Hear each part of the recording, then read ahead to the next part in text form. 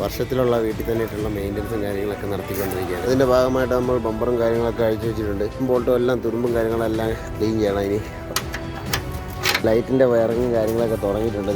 ഇതൊക്കെ എങ്ങനെയാണ് തിരിച്ചു പിടിപ്പിക്കുന്നതെന്നാണ് എനിക്കറിയാം. എല്ലാ ആഴ്ചയും ചറ പറയാൻ പറ്റിയിരിക്കുകയാണ്.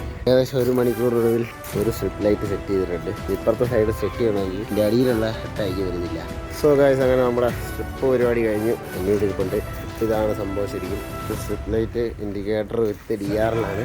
ഇൻഡിക്കേറ്റർ ഓഫ് ചെയ്ത് കഴിഞ്ഞാൽ നേരെ DRL ആയിട്ട് മാറും. ഈ സൈഡിലായിട്ടാ, ഈ സൈഡിലെ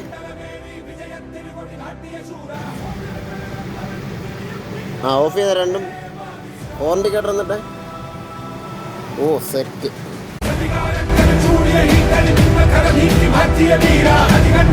മണ്ഡലമേറി വിജയത്തിന്